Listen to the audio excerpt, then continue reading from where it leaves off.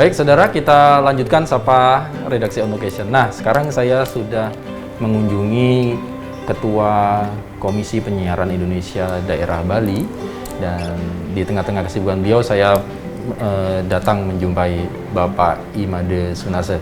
Om Swastiastu, Pak. Pak Made. Sehat selalu nggih, Pak ya? Salam sehat ya? Selalu sehat. Pokoknya selalu sehat, selalu semangat. Siap. Nah, Pak Made, kita tahu sekarang penyiaran di Indonesia, Republik Indonesia itu berawal dari Solo kalau nggak salah. Ya. Sekarang sudah usianya atau memasuki tahun ke-88. Nah, tentunya memang banyak hal-hal perkembangan-perkembangan, baik itu penyiaran radio, kemudian penyiaran televisi. Nah, kalau kita berbicara secara umum dulu nih Pak Made, saya ingin tahu bagaimana pandangan dari KPID, karena kita tahu bahwa KPID adalah bagian dari kemitraan dari lembaga penyiaran yang salah satu tugas fungsinya adalah mengontrol konten ya Pak ya, melihat bagaimana isi siaran dari lembaga baik televisi maupun radio. Nah, kalau melihat sekarang bagaimana sih Pak sebetulnya perkembangan dari lembaga penyiaran televisi dan radio saat ini? Ya, baik, Mas Bambang, pemirsa Kompas TV dimanapun berada, sehat selalu ya, semangat selalu.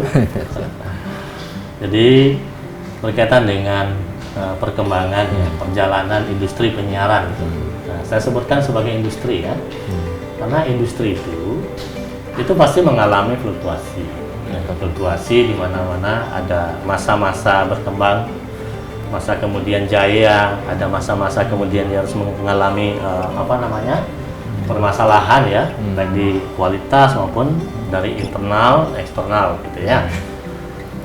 Kalau terakhir saya sampaikan secara garis besar penyiaran secara ekonomi sebenarnya agak mengalami masa berat di beberapa ya, jadi 1 tahun terakhir lah ya, karena adanya pandemi kan berdampak dari pandemi ini. Baik.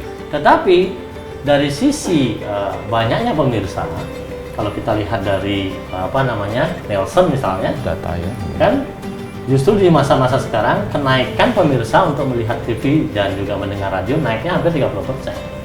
Artinya di sisi ini juga bagian dari sebuah peluang dan harapan. Ya. Nah, kalau dari sisi kualitas siaran gitu ya, maka kalau kami dari KPID Bali melihatnya dari sisi pelanggaran dong. Itu dulu ya, karena kami KPID memiliki kewenangan di sana. Maka saya kira sudah semakin baik kalau di Bali ya, kalau di Bali. Nah, ini juga bagian dari sebuah kerjasama.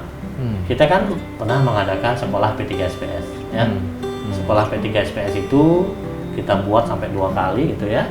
Artinya ini juga bagian dari penguatan. Kemudian ada juga Radio Academy. Betul. Di sisi lain di mana di sini juga kita tempa agar mereka kuat. Jadi tidak ada istilahnya KPI itu hanya mengawasi toh. Karena dalam pasal 9 di Undang-Undang 32 tentang bagaimana tupoksi dan kewenangan kita, ada 6 kewenangan dan juga tugas kita itu salah satunya penguatan lembaga, membangun infrastruktur. Jadi hanya satu saja yang mengawasi kemudian memberikan sanksi. Oleh karena itu kalau di Bali kita selalu mencoba untuk menguatkan. Jadi itu dari sisi penguatan. Nah, kalau sekarang misalkan tren di Bali, kalau dalam pandangan eksternal, gitu ya, paling masalahnya satu, tentang konten lokal aja gitu. Konten Jadi lokal. di mana jam-jam tayang itu yang menjadi PR kita bersama. Nah, syukur nih kalau Kompas ini cukup baik ya. Tapi kalau lembaga penyiaran yang lain perlu kita ada komunikasi. Cuman memang langkahnya itu adalah langkah kebijakan sih, regulasi. Karena dimungkinkan. Jadi tidak banyak memiliki idealisme ya, yang memang untuk menguatkan dan juga membangun SDM lokal melalui konten lokal. Ya, ini saya potong dulu Pak Ketua. Ya. Ini supaya masyarakat juga lebih paham. Kenapa konten lokal ini menjadi perhatian dari KPID? Ya? Apakah memang diatur secara undang-undangnya atau seperti apa Pak? Iya. Ini dari konsen betul tuh gimana biar masyarakat lebih paham? Gini, konten lokal itu kan bagian dari sebuah tujuan untuk pemberdayaan. Kalau misalkan kita lihat di pasal 68 standar program siaran itu. Jadi untuk stasiun jaringan minimal 10% konten lokal kan begitu. ya. Kemudian ini akan ditingkatkan untuk sampai 50% Betul. konten lokal. Nah, memang dimungkinkan 30% di prime time. Kan begitu. Iya. Prime time itu kan tidak seharian, ya.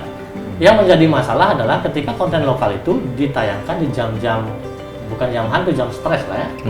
Karena hanya orang stres yang tidak tidur di jam itu gitu. Jam 3, jam 2 gitu. Nah, aturannya jelas, cuman memang regulasinya yang tidak terlalu keras melihat itu. Makanya Baik. karena dimungkinkan dengan aturan PKPI sekarang misalnya 3% di jam prime time. Kalau prime time setahu saya itu dalam beberapa literasi kan jam 7 malam sampai jam 10, jam 6 sore ya. Sampai kan tidak kemudian dari jam 5 sampai jam 22 gitu. Nah, beberapa TV itu ngambilnya Justru di hanya luar itu. 3% itu yang ada di jam 5 sampai jam 22. 7%-nya itu ya di jam yang saya bilang itu yang jam tidak ada nonton gitu. Nah, ini yang menjadi concern. Kebetulan sebenarnya sekarang kan masa-masa perizinan itu diperpanjang. Baik. Nah, cuman kita tidak bisa juga menggunakan ini sebagai bagian dari langkah bargaining kita untuk tidak memperpanjang. Nggak bisa juga. Karena apa? Karena aturannya yang tidak tegas. Baik. Nah, ini yang kita harapkan agar eksternal puas, masyarakat puas. Ini juga dari kemarin dari Komisi 1 DPR juga mau menyoroti ini biar teman-teman Oke. tolonglah, walaupun aturannya begitu ya harus ingat kepentingan publiknya. Reasonnya apa dari mereka yang tidak bisa di jam yang harusnya sudah disepakati itu? Waduh, kalau masalah itu Bang Bambang, jadi Banyak. KPID itu sudah memanggil direktur pusatnya, hadir di sini.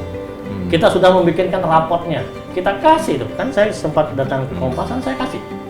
Sampai kita bikinkan raport, mana yang jam tayang ini, mana yang di jam 22, jam 5, kemudian mana yang berlogo lokal.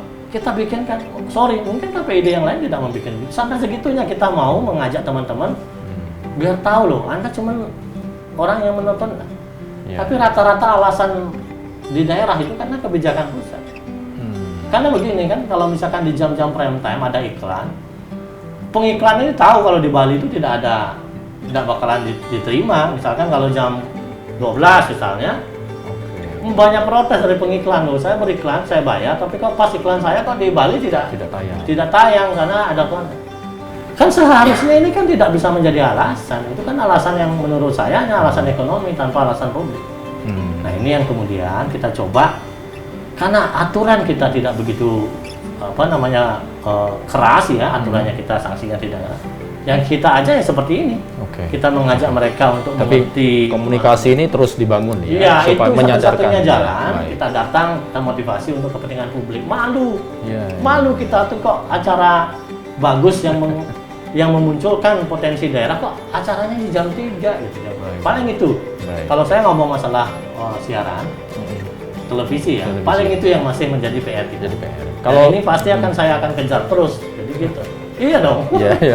Malu kita. Kalau dengan lembaga radio bagaimana selama ini perkembangannya, Pak? Ya, kalau radio saya kira dengan ada 3 kali radio akademi, pola siaran sudah, karena kita kan selalu minta reguler. Pola siaran mereka Ada progresnya membaik. Ada, mulai membaik. Pola siaran tidak lagi jemu.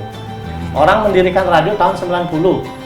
Masih gitu-gitu aja. Kemarin kita buat sebuah radio akademi selama 2 hari tentang konten, tentang bagaimana membuat masyarakat tertarik, tentang bagaimana tren.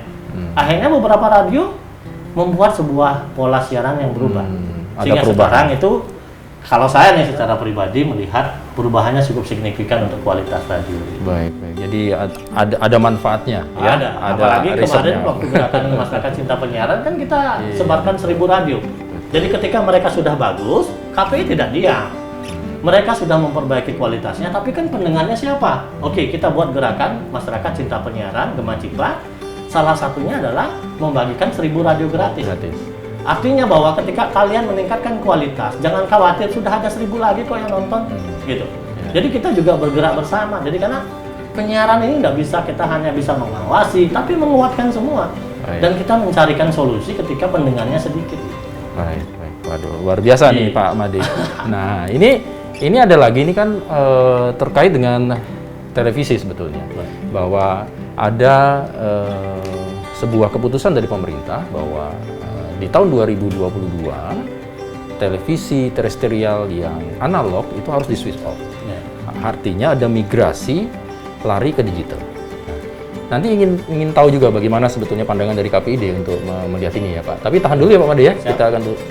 Saudara jangan kemana-mana, kita ingin bahas lagi nanti terkait dengan switch off yang televisi analog ke migrasi ke televisi digital dari sudut pandang Komisi Penyiaran Indonesia Daerah Bali. Jangan kemana-mana, tetap di Sapa Redaksi On Location.